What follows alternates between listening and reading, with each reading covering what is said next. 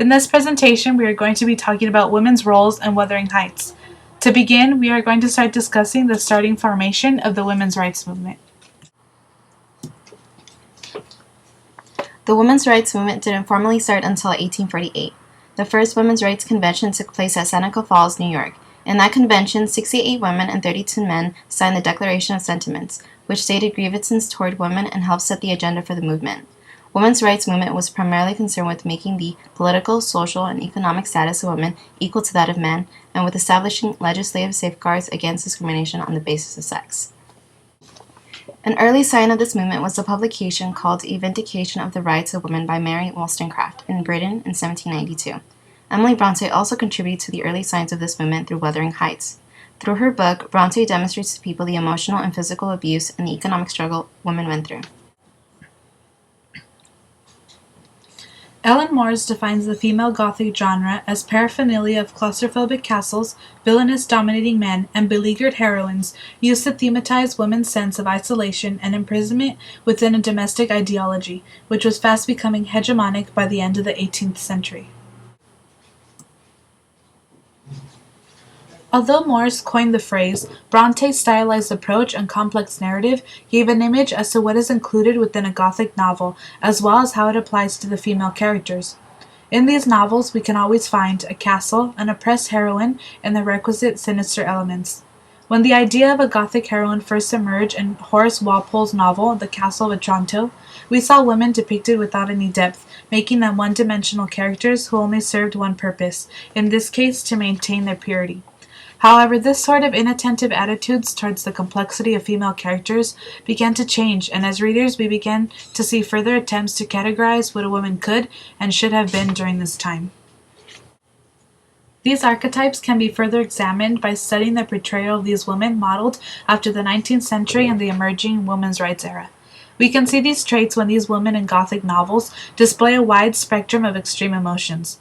Gothic women are often seen as the heated, hot-blooded, frenzied, and dramatic characters of any classic Gothic novel. These emotions are what led them to be driven to being capable of devastating revenge on those who have wronged them. They are also submissive and tend to glorify the men they admire, even if those men are not worthy of their praise. No matter how manipulative and abusive, Gothic women always are seen as loving the men in their lives no matter what the circumstance.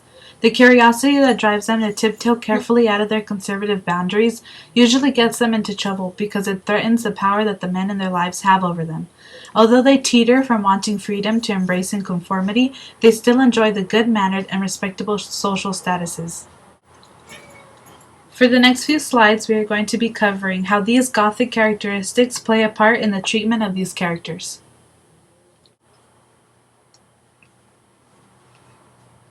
Catherine displayed many of the characteristics that encompassed the Gothic women. From her lack of freedoms to her want of independence, Catherine showed the dichotomy of the roles between the sexes and how that affected the sphere of women. Both Edgar and Thrushcross Grange represent the constricting attitudes of the patriarchal society that Catherine Earnshaw was forced to play an accommodating role in. Since childhood, she was already trying to be controlled, perhaps not by Edgar directly, but because of his family and social standing, the Earnshaws played a large role in her household domestication. They manipulated her by playing on her desires to be considered a good, proper girl.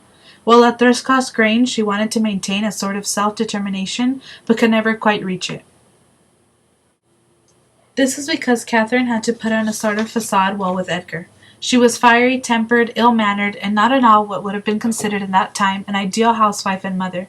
She was not physically free to do as she pleased, especially when it came to Heathcliff, but emotionally she was also trapped within herself. Perhaps this is why Catherine was so eager to escape the confines of the manor she was bound to. The moor she grew up in and the nature that she was constantly surrounded by exemplified her internal struggles against the limitations that were placed on her simply because she was a woman. She, in a way, was the epitome of the very nature that she longed to be a part of, wild, desolate, and independent. Parallel to this idea, Heathcliff and Wuthering Heights serve as a connection to this sort of free and liberating environment. With Heathcliff, Catherine was able to show her true personality, and she never felt like she needed to change who she was just to satisfy him. At Wuthering Heights, like the wind that whistled through the rooftops, she was unrestrained and was at liberty to say and do as she pleased. It could be said that Bronte used Catherine to explain the injustices and show the restrictions that were occurring in these households. Catherine Linton portrays the qualities of a Gothic woman because all the men that were around her treated her unfairly and put her in a subordinate position. Catherine ends up marrying Linton, even when Linton's love for Catherine depended entirely on his mood and the way that Catherine would treat him. When Catherine and Nellie visit Linton at Wuthering Heights when he's ill, he shows his volatile behavior, which quickly exasperated Nellie, but had Catherine at his beck and call. Any request that Linton makes, whether it be for her to sing him a song, tell him a long ballad, or to even fix his pillow, Catherine would be there with him the whole time. While Catherine played the more subservient role when she was with Linton, her portrayal changed when she was in the presence of Hareton. Education was highly esteemed as a powerful distinction amongst the social classes as well as the genders, a sort of necessity if you wanted to maintain your high position and show your superiority. Cathy bettered her mind through extensive reading, which gave her leverage over him. She was endowed with a sense of curiosity about worldly things, although often fictional, which allowed her to have some dominion over Hareton, who was illiterate, as was typical of those who were of lower standing. This often went against not only the typically male-dominated world she lived in, but also the commonly portrayed Gothic women. Instead of the male figures in her life trying to educate her, Catherine was able to use her literacy to her advantage, and even jest with Hareton by teaching him to read, and in a sense to value her, despite being a woman. Nellie, the narrator for the most part of the story, does not fall into almost any Gothic characteristics. She is, for the most part, a level-headed voice of reason and a confidant to most of the other female characters of the story. This can be seen when she acts as a conscience to Catherine, Cathy, and Isabella. Her demeanor allows her to give other women a chance to vent and hear her own thoughts on their problems. The few Gothic characteristics that she does have include valuing common etiquette, which can be seen whenever she chastises her superiors. And although she believes in these values, she is not afraid to speak her mind, especially when she's speaking to Heathcliff. Frances Earnshaw is the wife of Hindley Earnshaw, and has a relatively small part in the story. During the few pages that she does make an appearance, she seems to be the stereotypical Gothic woman. Although very sickly, she strives to be a great hostess and wants to dispel any tension between the residents of the Heights before it can boil over. She is also obedient to her husband and never makes any attempt to go against any of his wishes. During her time at the Heights, Frances thrives to be the light in the household, but cannot fulfill her wishes after she dies, an untimely death, which leads Hindley into living his life in a drunken stupor. Isabella falls into a category known as Gothic Virgin. Gothic virgins believe in the best in everyone that they meet. Isabella believed Heathcliff was a good man because the only men that she had been exposed to during her life were good, honest, and kind. This is why she is so easily persuaded into thinking that Heathcliff is in love with her, even after Catherine's warning.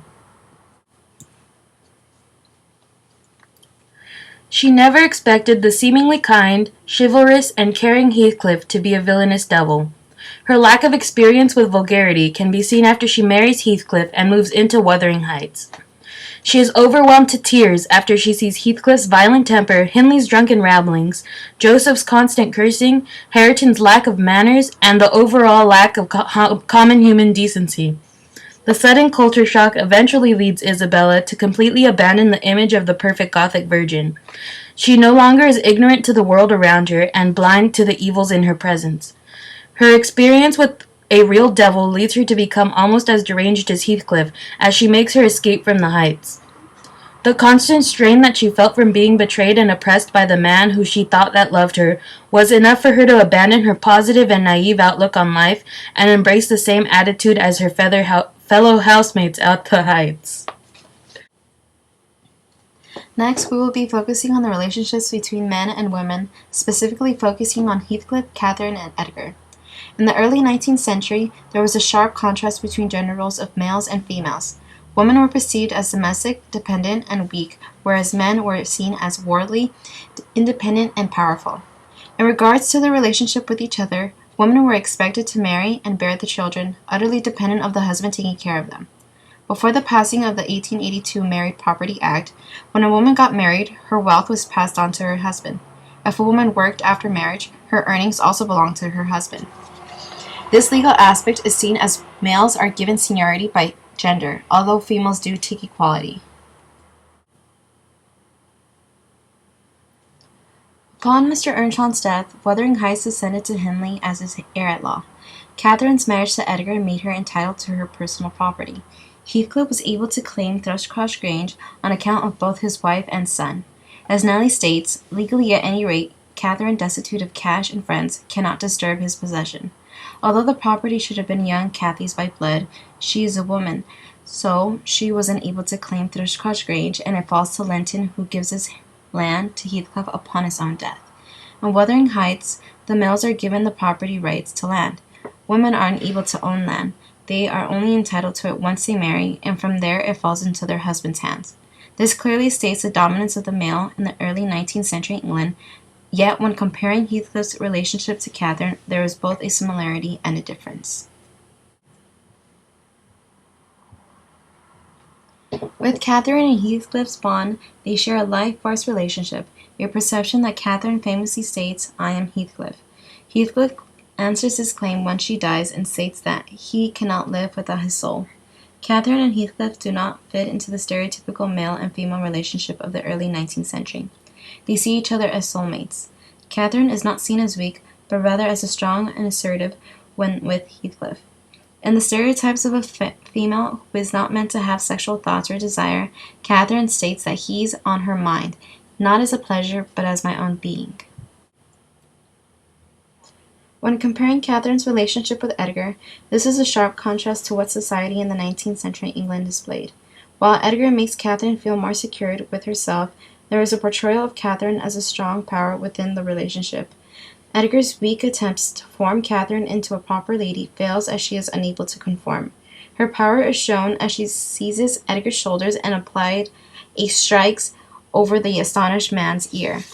Once she marries Edgar, her social status rises, along with the expectations of a woman in upper class that were meant to be utterly dependent of the man, yet in Wuthering Heights, Catherine's unruliness maintains despite her transformation. Edgar fears contradicting his wife, which was the opposite of the gender roles in the 19th century. Edgar is a subordinate in the Catherine and Edgar relationship. As we saw from this presentation, the Gothic influence during this time created a set of characters that exemplified the patriarchal ideas that both constricted and became a form of tyranny towards women. Bronte used this idea to demonstrate the injustices of the patriarchal society in which these women are a part of.